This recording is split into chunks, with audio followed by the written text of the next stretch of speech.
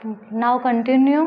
हमने लास्ट अपने वीडियो में पढ़ा था एसिड्स के बारे में, ठीक है। आज अब हम पढ़ेंगे बेस के बारे में। तो मैंने एसिड के बारे में बताया था कि लैटिन वर्ड से डिस्क्राइब हुआ था। एसिड इसका मीनिंग था कि सॉर इन टेस्ट। अब हम पढ़ेंगे बेस के बारे में। तो बेस का जो टेस्ट होता है वो बिटर इन टेस्ट होता है, यानी कि कड़वा, ठीक है। कि कोई भी चीज़ हम खाते हैं या कोई भी फूड्स हुआ या कोई केमिकल अगर ऐसा हुआ जो हमारे टेस्ट करने पे आ जाता है, कुछ भी ऐसा सब्सटेंस जिसका टेस्ट क्या हो जाएगा, बिटर हो जाएगा, तो हम क्या बोलेंगे, वो उसमें क्या है, बेसिक इन नेचर है, ठीक है। तो इसी तरीके से जैसे हमने पढ़ा था ऐसे, अब ये जो बेस है, बेस के बारे में जब हम एग्जांपल्स लेंगे तो उसका एग्जांपल्स हो जाएगा NaOH, यानी सोडियम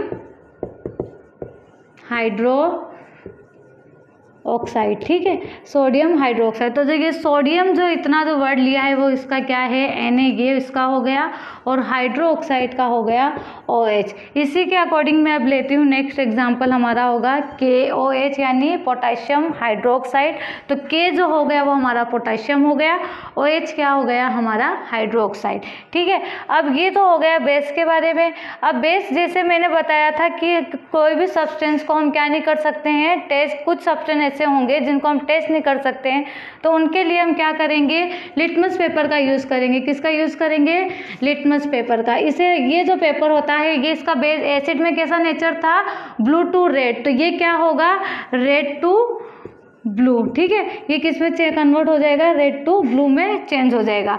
अब इसके अकॉर्डिंग ये जो हमारा हमने पढ़ा है बेस के बारे में कि ये क्या होता है, बिटर इन टेस्ट होता है। इसके एग्जांपल हमने देख लिए, सोडियम हाइड्रोक्साइड, पोटेशियम हाइड्रोक्साइड, और लिटमस पेपर में ये क्या होगा, रेड टू ब्लू। ये थोड़ा सा सोप इन टेस्ट होता है, क्या होगा, सोप लाइक बिहेवियर होगा। जैसे हम सोप्स वगैरह का भी ना देखते हैं कि उसका टेस्ट हमें अजीब सा लगता है, डिटर्जेंट वगैरह हो गया, तो ठीक है। तो इन सब चीज़ों में क्या होता है, बेस होता है। अब यहाँ पे एक होता है न्यूट्रलाइजेशन रिएक्शन। अब ये न्यूट्रलाइजेशन रिएक्शन कैसे होगा कि एसिड्स और बेस मिल करके दोनों क्या फॉर्म करेंगे, सॉल्ट एंड वाटर, ठीक है। ये न्यूट्रलाइजेशन, उस ऐसे रिएक्शन को हम क्या बोलेंगे, न्यूट्रलाइजेशन रिएक्शन। तो एसिड प्लस बेस क्या फॉर्म हुआ यहाँ पे, सॉल्ट प्लस वाटर। अब दोनों का एक एक केमिकल्स हम यूज़ करते हैं। यहाँ पे हम लेंगे हाइड्रोक्लोरिक एसिड और यहाँ पे लेंगे हम सोडियम हाइड्रो ऑक्साइड। तो इसमें क्या होगा कि ये क्लोरीन किससे रिएक्ट करेगा, सोडियम से, तो क्या फॉर्म हो जाएगा, NaCl प्लस यहाँ पे क्या हो जाएगा, H2। H2 कैसे फॉर्म हुआ, ये हाइड्रोजन और ये OH मिल करके क्या हुआ, 2 हाइड्रोजन हो गए और 1 ऑक्सीजन, ठीक है, ये हो गया। जब कभी भी हम किसी भी दो केमिकल्स को जब रिएक्ट करते हैं, जो हमें फाइनली जो हमारा प्रोडक्ट मिलता है, तो ये वाले हिस्से को हम क्या बोलेंगे, रिएक्टेंट, क्या बोलेंगे, रिएक्टेंट। और ये जो हमें फाइनली जो हमें मिलता है हम उसे क्या बोलेंगे कि ये हमारा क्या है, प्रोडक्ट है, ठीक है। तो ये कैसे मिला हमें, एसिड प्लस बेस से क्या फॉर्म हुआ, सॉल्ट एंड वाटर, क्या मिला, सॉल्ट प्लस ये हमारा हो गया वाटर। अब इसके अंदर तो ये तो हमने रिएक्शन कर दिया है। अब इस पूरे ओवरऑल रिएक्शन को हम क्या बोलेंगे, न्यूट्रलाइजेशन रिएक्शन क्या, ठीक है। अब इसके अकॉर्डिंग कि जैसे हमने ये जो एसिड और बेस के बारे में स्टडी की है, अब जितने अकॉर्डिंग टू मतलब साइंटिस्ट जो होते हैं वो क्या करते हैं कि हर साइंटिस्ट का अपना अपना एक क्या रहता है, डेफिनेशन रहती है। कि कुछ साइंटिस्ट ने इस चैप्टर में भी कुछ 3 से 4 साइंटिस्ट इस चैप्टर में हम पढ़ेंगे उन साइंटिस्ट के बारे में, जिन्होंने हर एक साइंटिस्ट ने एसिड और बेस की अकॉर्डिंग टू यू अपने अपने ओन से क्या दी, उसकी डेफिनेशन दी। उन्होंने जितना भी उनके बारे में रिसर्च किया उन्होंने उनके बारे में हमें बताया। तो फर्स्ट जो साइंटिस्ट होंगे वो क्या होंगे, अर्हेनियस थेरी। क्या होगा, अर्हेनियस थेरी, यानी एक साइंटिस्ट है जिनका नाम था अर्हेनियस। उन्होंने 1887 के अंदर उन्होंने एक क्या बताया था, तो ये एसिड और बेस के बारे में उन्होंने अकॉर्डिंग टू अपने अकॉर्डिंग बताया था। एक और पॉइंट मैं आप लोगों को यहाँ पे एक्सप्लेन करती हूँ कि जब सॉल्ट्स क्या होते हैं, सॉल्ट है high melting and boiling point.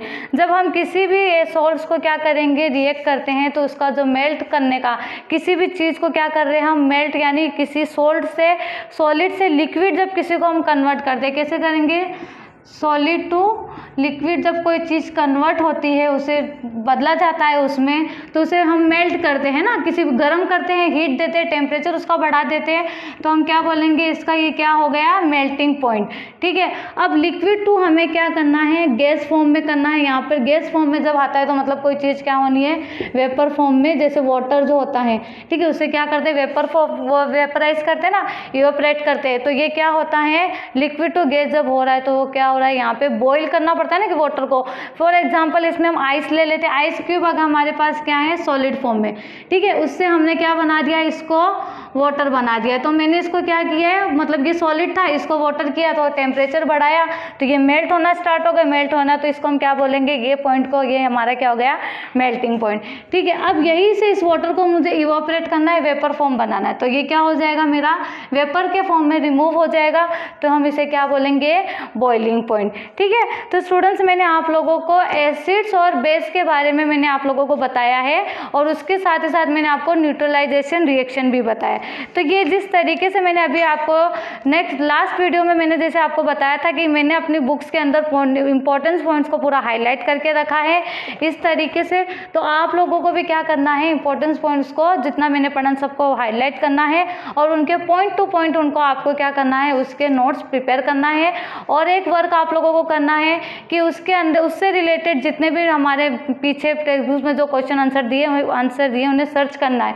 ठीक है, अगर आपको इनमें अगर मैंने जितना भी आप लोगों को बताया है, इनमें अगर कहीं पर भी कुछ भी नहीं समझ में आता है तो आप लोग मुझे मेरे मेरे नंबर से कांटेक्ट कर सकते हो, और मुझे आप लोग उसमें आपको जो भी डाउट्स होता है ना, आप लोग उसमें क्लियर अपने कर सकते हो। ठीक है, ओके, थैंक यू स्टूडेंट्स।